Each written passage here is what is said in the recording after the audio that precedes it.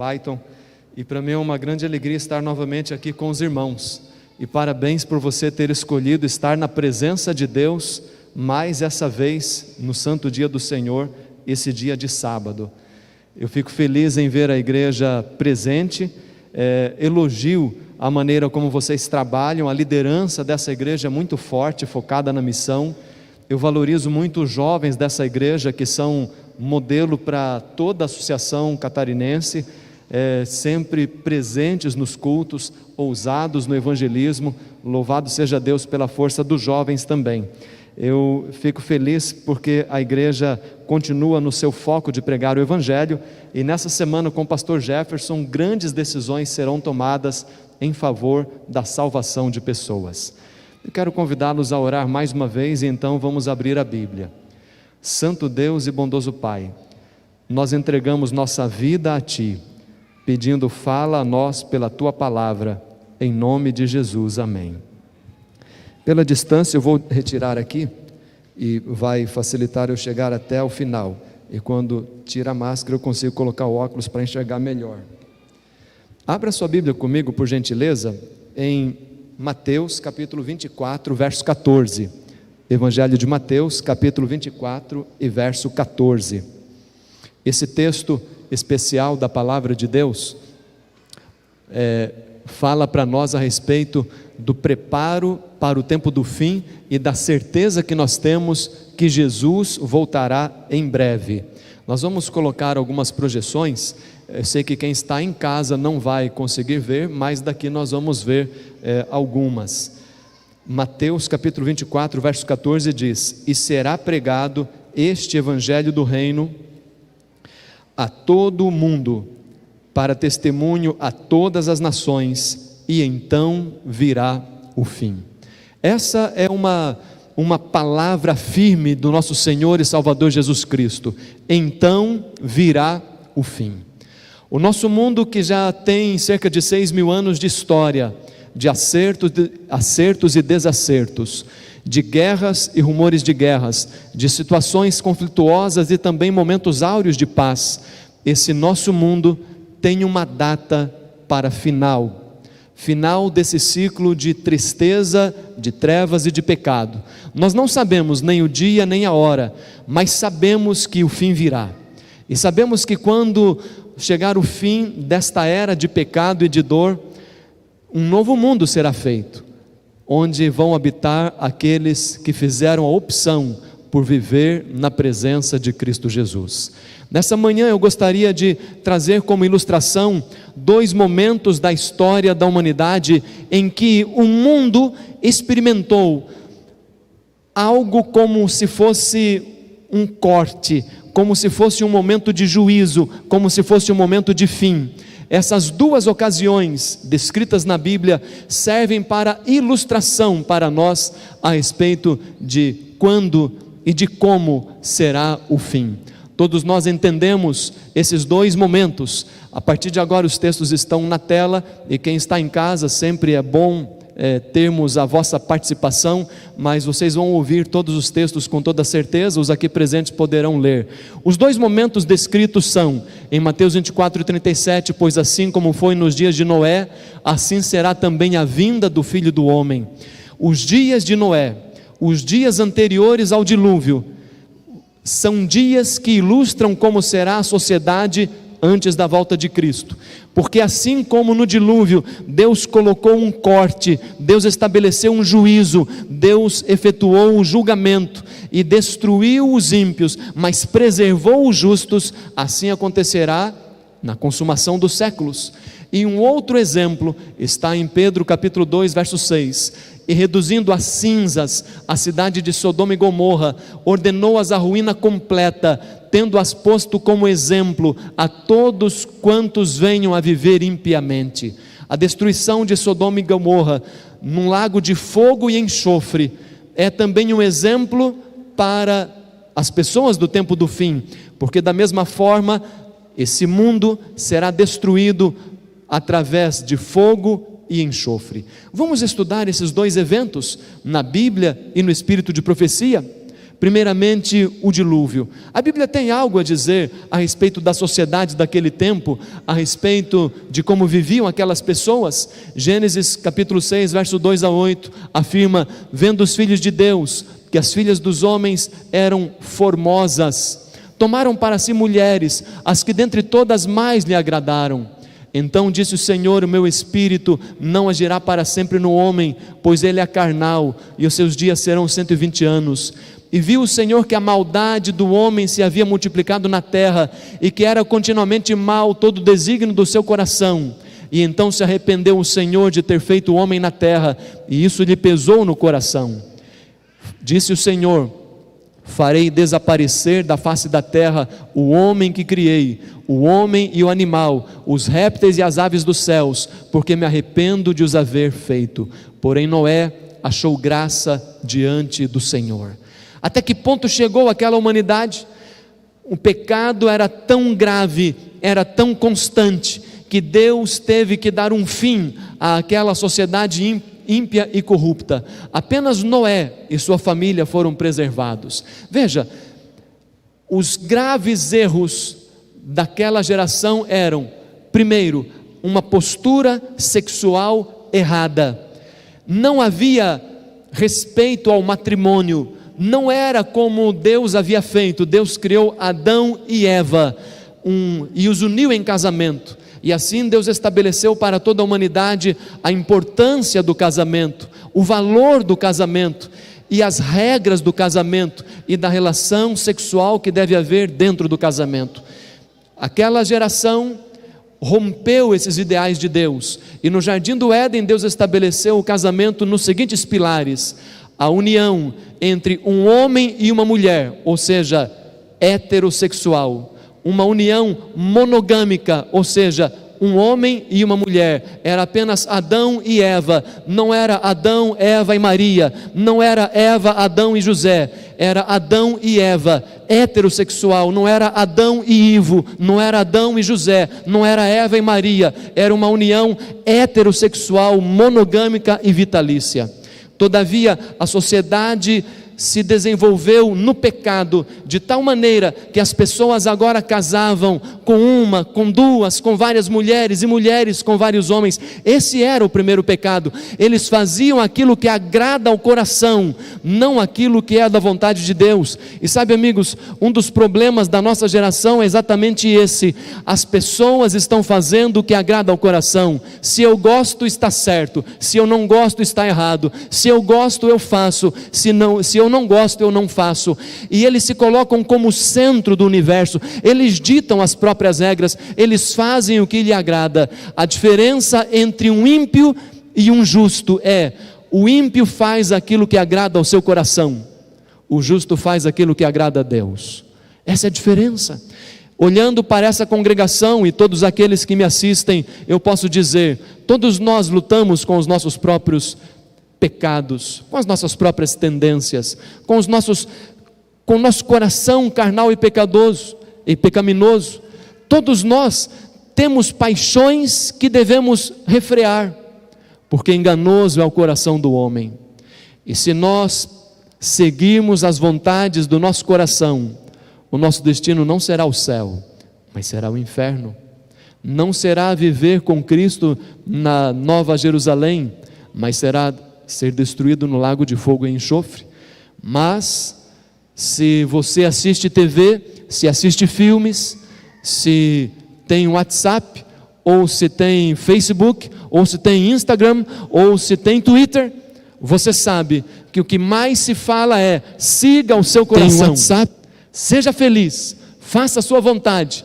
Aqueles homens antes do dilúvio faziam o que mais lhe agradava, especialmente no aspecto sexual.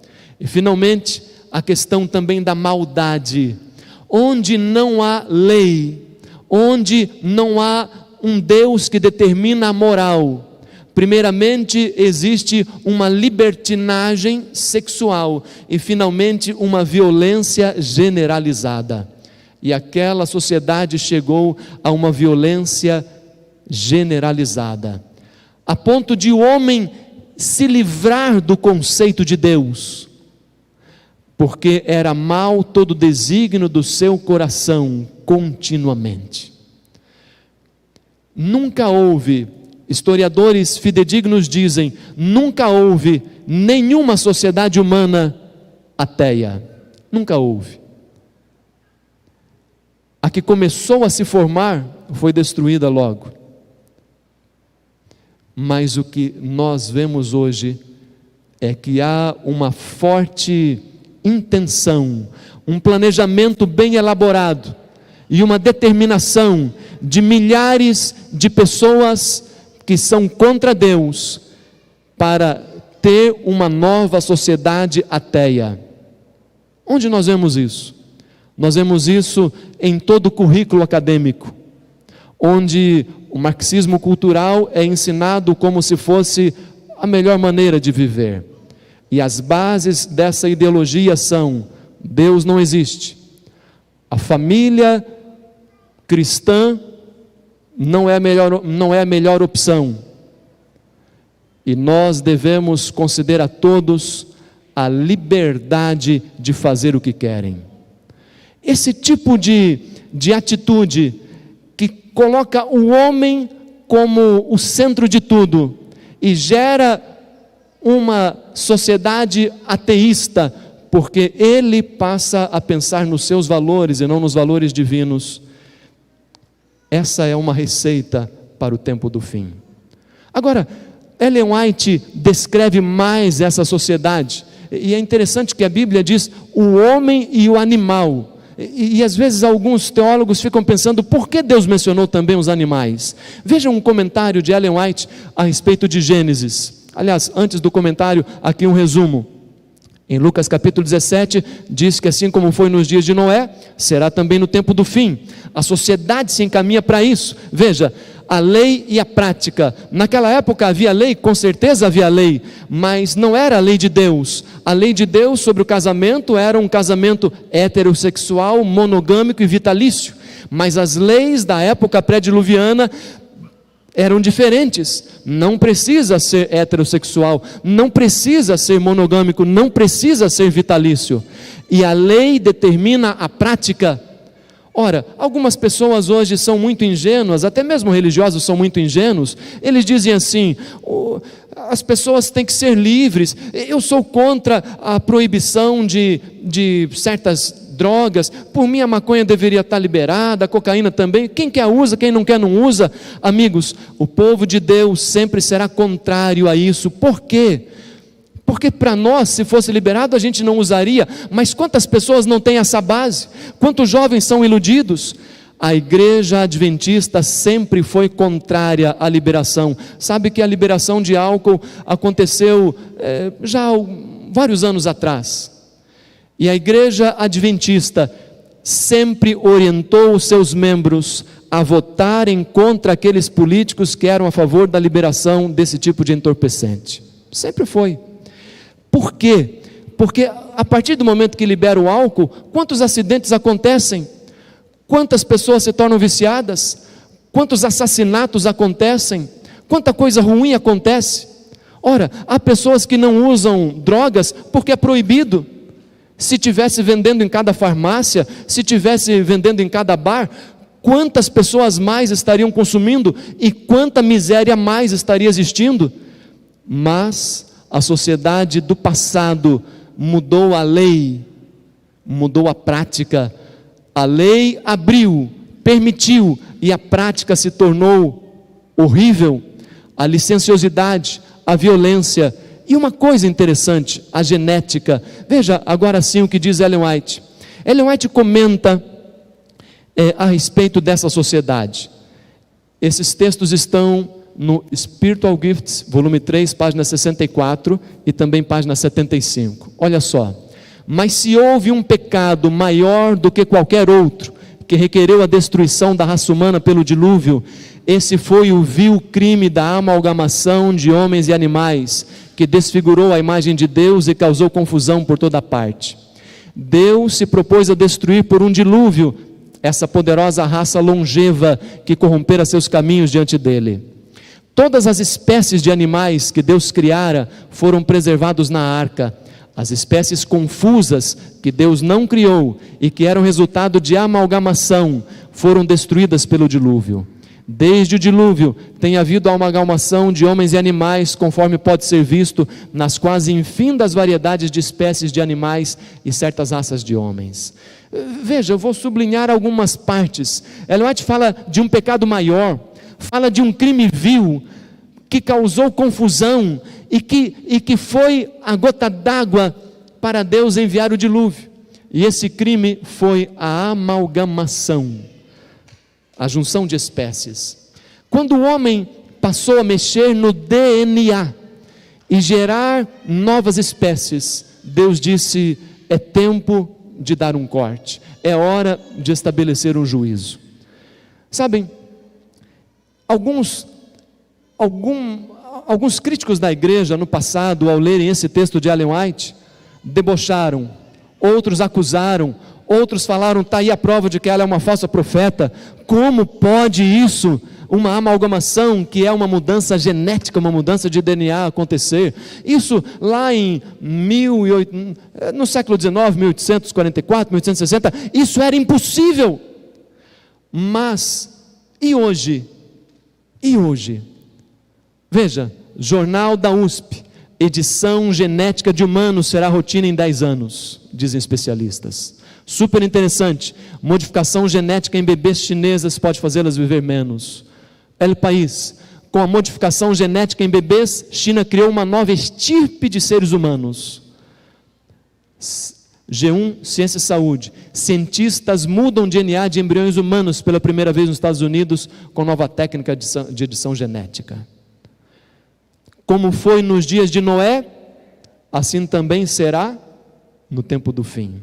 O homem voltou a brincar de Deus. O homem voltou a colocar a sua mão na genética que Deus estabeleceu. E procurando fazer um super-homem, procurando alterar a genética, procurando alterar a essência do ser humano, eles estão agindo sobre a imagem de Deus. E aí, Deus intervém. A imagem de Deus na Bíblia está no ser humano como Deus criou.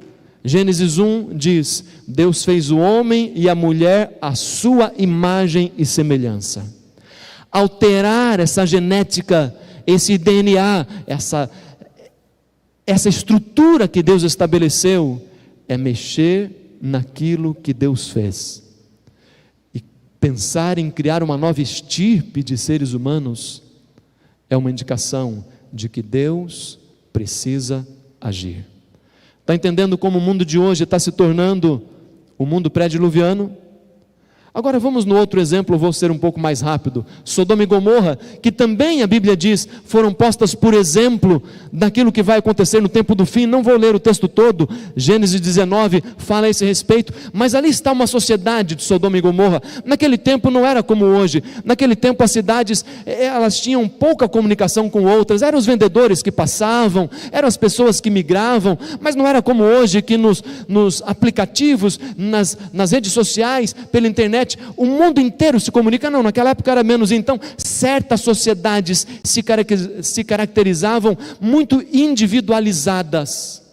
E Deus viu que a sociedade de Sodoma e Gomorra estava indo para uma direção que seria terrível. Veja, o texto menciona algo interessante. A palavra que mais aparece nesse texto é homens. E aí não está falando de seres humanos, está falando de homem, do masculino, do macho. Na sociedade de Sodoma e Gomorra, eles desenvolveram a prática homossexual.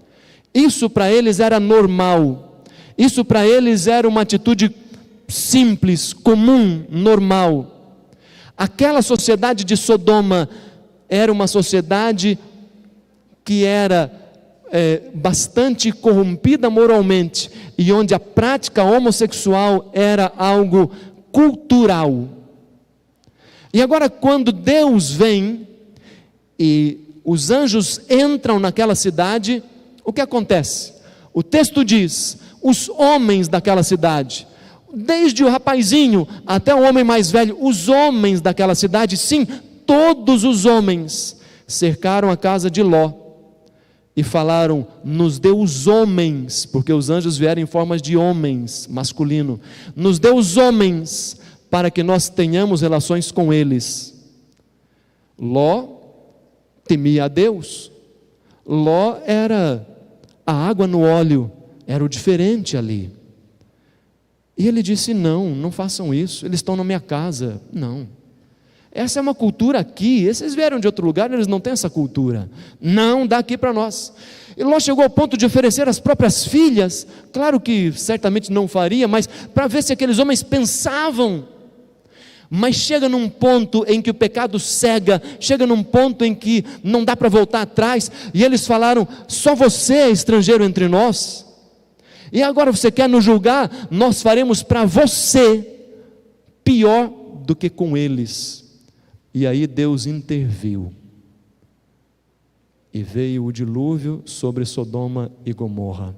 Em Sodoma e Gomorra acontecia a mesma coisa que no dilúvio, havia a lei e havia a prática. Não havia nenhuma lei que restringisse, não havia nenhuma lei que determinasse o relacionamento sexual deve ser entre um homem e uma mulher, deve ser dentro do casamento, e esse casamento deve ser heterossexual, monogâmico e vitalício. Não havia uma lei que restringisse, pelo contrário, a lei liberava uma prática completamente contrária aos princípios divinos, e isso gerou também violência. O resultado da quebra de um mandamento é a quebra de outro mandamento, é a quebra de outro mandamento, porque a lei é uma unidade. Se quebra um mandamento, se entra numa cadeia de quebra de mandamento. Agora, prezados, vamos ilustrar o nosso mundo. O nosso mundo está passando pelo mesmo processo. Até pouco tempo atrás, a lei protegia a família, o casamento era entre um homem e uma mulher, mas a lei foi alterada, e com a lei alterada, agora existe lei que diz que quem pensa diferente é um criminoso. Até que ponto nós chegamos? E quanto mais passa o tempo, mais a sociedade vai se tornando como Sodoma e Gomorra. Eu quero fazer um breve parênteses e dizer assim: a prática homossexual é um pecado, mas não é um pecado pior do que roubar, matar, beber, fumar. É um pecado como outros. Nós não vamos dizer que é um pecado pior. É um pecado como outros, ok? O problema é que nenhuma lei deveria incentivar matar, nenhuma lei deveria incentivar roubar, nenhuma lei deveria incentivar quebrar qualquer mandamento. Também nenhuma lei deveria incentivar a prática homossexual. Esse é o ponto, porque a Bíblia diz claramente que isso é pecado. Segundo item dessa janela e último item dessa janela: homossexualidade não é genética. Cientificamente, ninguém nasce homossexual. Isso acontece durante a vida, por trauma, por abusos, por influência midiática, pelo lobby que existe, pela pressão de amigos, ou por sérias dificuldades com as famílias, especialmente com a figura do pai, ou outros fatores, hipersensibilidade e assim por diante. Mas assim como é possível alguém hétero passar a ser homo, é possível que esse homo volte a ser hétero. É perfeitamente possível, se a pessoa quiser, se a pessoa buscar ajuda. Agora, claro, alguém que tem a tendência de beber, ele vai parar de beber porque é um comportamento, mas talvez ele tenha vontade de beber o resto da vida. Mas será que ele vai viver bêbado? Não, ele pode dominar a si mesmo. Assim como quem quer usar droga, assim como a prática homossexual. A pessoa pode se dominar, e o valor de alguém não é como seus prazeres o dominam, mas é como ele domina as suas tendências. Ok? Mas agora, fechando a parte de Sodoma, hoje nós temos algo que é um problema mundial, uma pandemia chamada coronavírus. Prezados, esse é um problema sério. Eu peguei esse dado hoje de manhã, nesse site que é um dos mais confiáveis, o Worldometers. Esse site tem informações sobre muitas coisas. Quer saber quantas pessoas morreram de câncer esse ano? Lá tem. Quantos cigarros são fumados por dia? Lá tem. Quantas pessoas estão passando por problemas de diabetes? Lá tem. Itens mundiais atualizados segundo a segundo. É um site, não é governamental, não é partidário, não é ideológico, é de informação, bem interessante. Então, até hoje de manhã, no mundo, infectados 30 milhões e mortos 957 mil pessoas. Um problema sério. Quase 1 milhão de pessoas morreram, e por isso nós estamos de máscara aqui, e por isso o distanciamento social, e por isso tantas coisas. Agora, eu me lembro quando o Brasil chegou a 100 mil mortes, como que houve quase que uma comemoração midiática, e um site teve a seguinte manchete: a maior causa de mortandade evitável. Quer dizer, se tivesse tido um pouco mais de esforço, teria evitado esse tanto de morte. Mas permitam-me dizer, usando esse site, e agora de manhã eu tirei essa outra informação. Aqui tem essa outra informação, aqui está mostrando HIV. Pessoas infectadas por HIV, 42 milhões. Qual é mais, 30 ou 42 milhões? Tem muito mais gente com HIV do que com coronavírus. Quantas pessoas já morreram de coronavírus? 900 mil. E quantas já morreram de AIDS? Esse ano, veja, esse ano, não está falando juntando, esse ano, 1 milhão e 200 mil pessoas. O que é mais, 900 ou 1 milhão e 200? Eu estou dizendo assim, qual é a maior pandemia evitável? É coronavírus ou AIDS? Qual é mais fácil de pegar? AIDS a gente pega pelo ar? Não. AIDS a gente pega pelo contato? Não. AIDS a gente pega num abraço? Não. AIDS a gente pega por fluidos corporais. Está entendendo? Qual é a causa de mortandade evitável que mais mata pessoas hoje? Dentre tantas, eles poderiam focar na AIDS. Mas sabe por que não se foca na AIDS? Porque para evitar a AIDS basta ser cristão. Basta ser cristão direitinho. O relacionamento sexual dentro do casamento. E pronto, acabou a AIDS. Está entendendo? Porque existe hoje uma ideologia anticristã dominando a mídia, a política de vários países, a cultura educacional, o sistema de ensino. Então, se não se fala nada a respeito de uma doença mortal, facilmente evitável,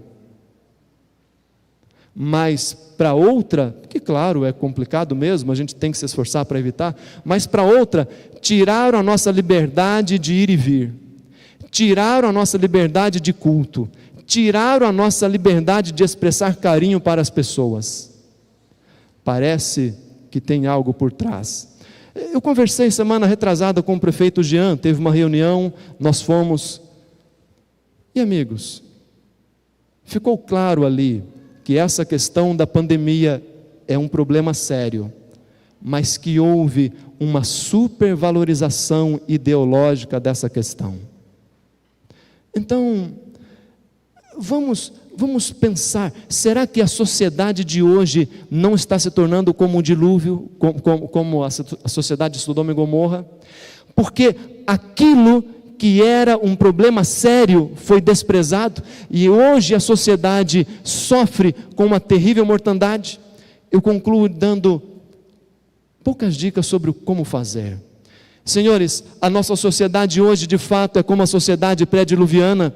A nossa sociedade hoje é como a sociedade de Sodoma e Gomorra, onde existe lei que gera uma prática anticristã. A sociedade odierna não é chamada mais de sociedade cristã, mas é chamada de uma sociedade pós-cristã.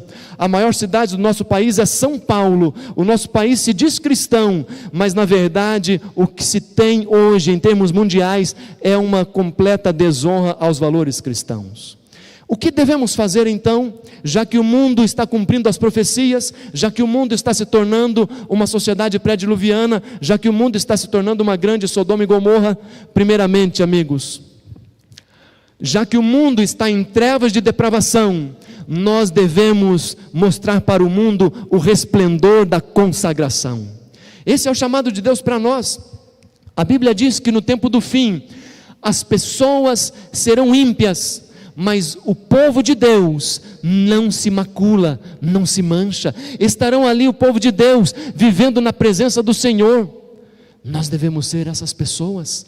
Por favor, querido amigo, não se corrompa, não se entregue à sociedade de hoje. Busque a Deus, a sua palavra, ore, se consagre, permita que a sua consagração ilumine as pessoas. Segundo item, a sociedade de Sodoma e Gomorra e a sociedade pré-diluviana comiam e bebiam para o prazer do eu. Nosso povo deve comer e beber para a glória de Deus. Tem muito a ver a alimentação com consagração.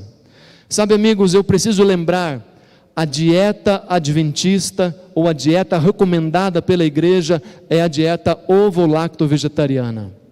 Não é pecado comer carne de animais limpos, não é pecado, mas é recomendado que a gente deixe de comer animais. É recomendado. Sabe, esse coronavírus foi de comerem carnes de animais contaminados que passou para o homem. Sabe aquela gripe do porco? Sabe aquela gripe aviária? E sabe quais as principais doenças de hoje? A grande maioria delas vem pelo consumo de alimentos. Mas se nós tivermos uma dieta adequada, nós evitaremos muitas doenças. E tem a ver não só com saúde, tem também a ver com memória, com inteligência, tem a ver também com espiritualidade. Sábado passado eu não preguei esse sermão ali numa igreja de Criciúma que fui, na igreja de Sara, e um irmão falou depois, e olha que não foi esse tema, ele me chamou e falou: pastor, eu estou rindo assim, paro um tempo de comer carne, depois volto, mas eu notei uma coisa em mim: quando eu volto a comer carne, eu não tenho tanta vontade de estudar a Bíblia. Eu falei: sério? Sério, pastor, uma coisa esquisita. Ellen White tem um texto que diz assim: as pessoas que não praticarem o regime de saúde indicado por Deus, quando vir o decreto dominical, eles terão mais possibilidade de negar a fé e de receberem o decreto. É uma questão de espiritualidade também. Não é uma obrigação, é uma opção. E nós recomendamos, não vamos viver como a sociedade pré-diluviana, como a sociedade de Sodoma e Gomorra, que fazia do alimento o seu prazer. Nós não comemos e bebemos para o próprio eu, mas comemos e bebemos para a glória de Deus. Terceiro item, a sociedade de hoje está em depravação e licenciosidade. Vamos nós viver com pureza e fidelidade. Amigos, hoje não existe regra. Essa ideologia que está vindo, veja, cada vez mais eles querem liberar, até chega num ponto que as práticas como o incesto já correm em vários partidos como necessária para a aprovação de prática incestuosa. O mundo hoje é cada vez mais depravado e licencioso. Nós devemos ser puros e fiéis a Deus. Seja fiel, meu irmão, seja fiel, minha irmã. Você é casado, se mantenha leal ao seu casamento.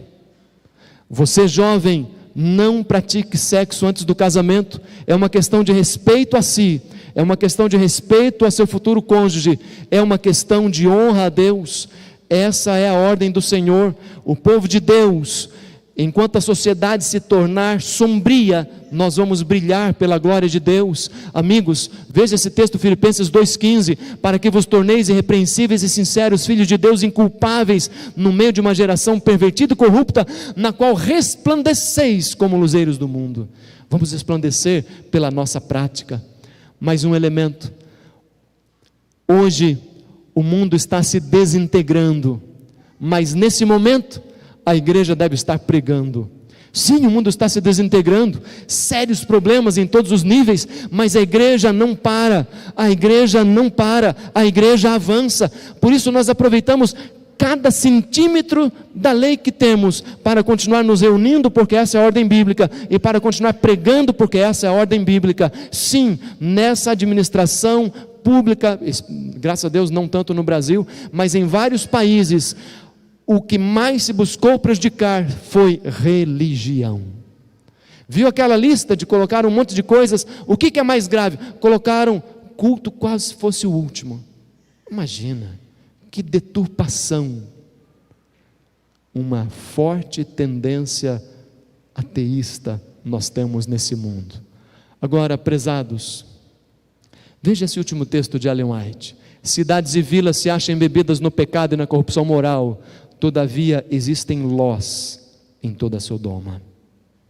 O mundo todo vai se tornar uma Sodoma e Gomorra, mas sempre vai ter o Ló que vai sair. Sempre vai ter o Ló que vai se separar. Prega, fale de Cristo, aproveite essa semana evangelística, chame pessoas, chame seus amigos, chame seus vizinhos, chame seus parentes, chame alguns ex-adventistas, chame pessoas, pega o estudo bíblico, dê estudo bíblico. Quem sabe ele é um Ló, quem sabe ele está percebendo como está o mundo e quer mudar. Jesus está voltando.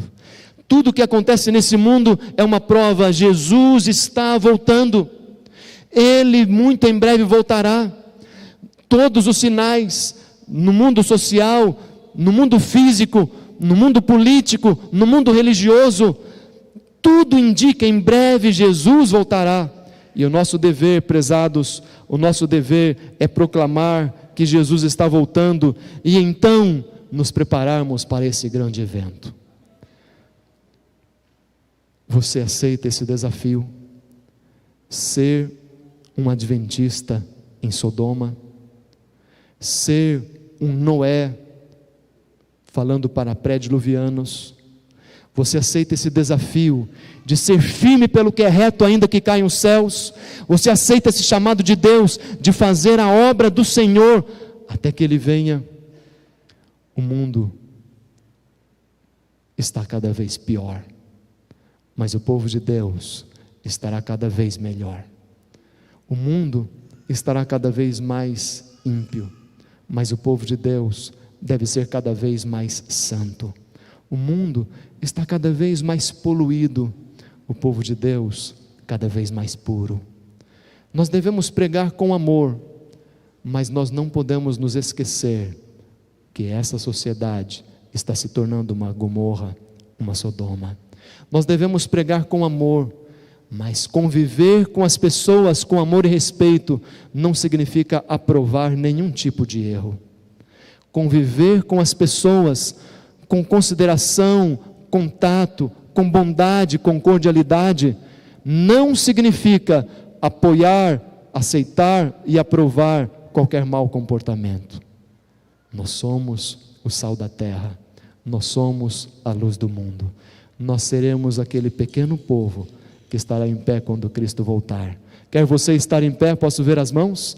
Amém. E se você deseja, então vamos cantar as estrofes desse hino 152 do nosso hinário. Já refúgio a glória eterna de Jesus, o Rei dos Reis.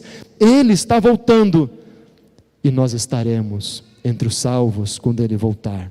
Nós estamos vivendo na sociedade pré-diluviana e sodomita, mas nós somos o Noé, nós somos o Ló, nós somos o Abraão. Que Deus esteja ao nosso lado. Amém.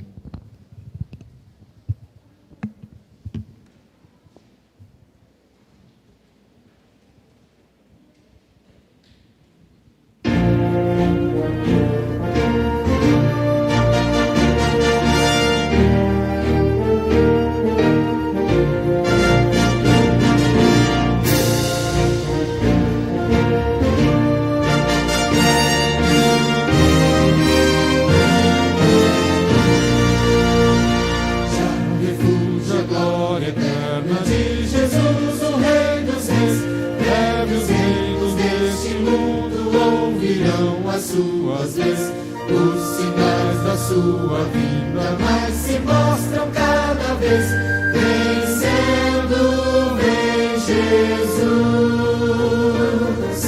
Glória, glória, aleluia, glória.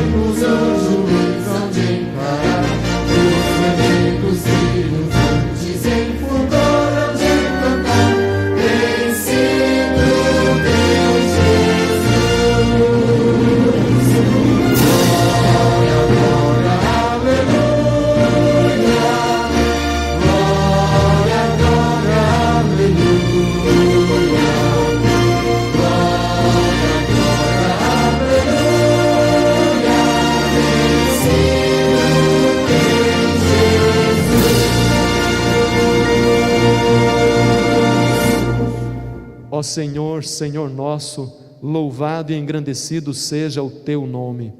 Tu és o Rei dos reis e Senhor dos senhores, e o nosso coração nós entregamos a Ti. Nós declaramos nossa fé em Ti, declaramos que seguiremos a Tua lei e não a lei dos homens, seguiremos os Teus preceitos e não os conceitos humanos, seguiremos a Tua vontade e não a vontade do homem e nem mesmo a nossa própria vontade. Nós queremos andar nos Teus caminhos, viver o ideal que o Senhor tem para nós. Nos dá mais amor, Senhor, verdadeiro amor, um amor que é capaz de ser firme, um amor que é capaz de ser forte, um amor que é capaz de envolver, um amor que é capaz de perdoar, um amor transformador. Nos dá amor, Senhor, para os perdidos, para que assim como Cristo deu a vida por eles, nós possamos viver fazendo o máximo para salvá-los. Senhor, nessa semana essa igreja terá o evangelismo.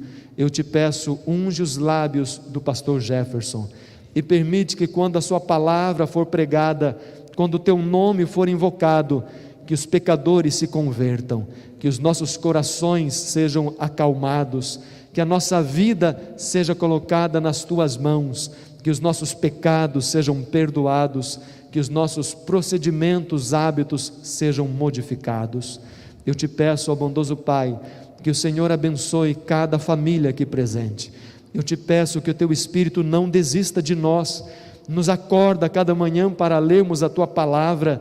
Ó Senhor, nos move para uma vida de oração mais fervorosa, que nos reunamos como família para fazer o culto, que também nos reunamos como pequenos grupos e também na igreja. Senhor, aviva a nossa fé, batiza-nos com o Espírito Santo, prepara-nos para a gloriosa vinda de Cristo Jesus que está tão perto. Eu te peço isso com confiança plena, que o Senhor ouve a oração, porque o Senhor quer nos salvar. Por isso nós oramos em nome de Jesus. Amém.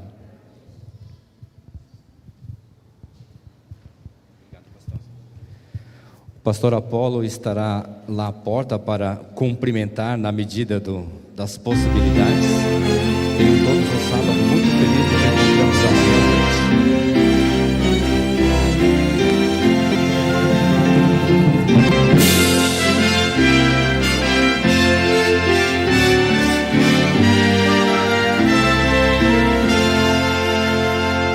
Amigo, não saia sem Cristo, não saia daqui sem Jesus, pois quero hoje mesmo salvá-lo, por isso morreu numa cruz.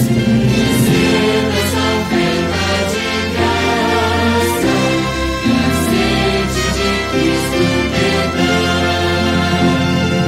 Amigo, não saia sem Cristo, o seu coração.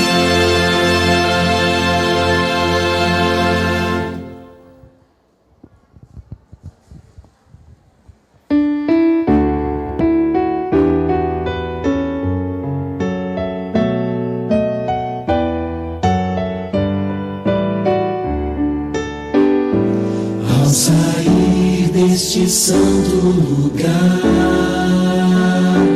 onde ouvi a palavra de Deus, onde vim adorá-lo em paz, e o céu pôde ouvir meu louvor, vou sair mais confiante em meu Jesus, mais fiel à lei do amor, pois aqui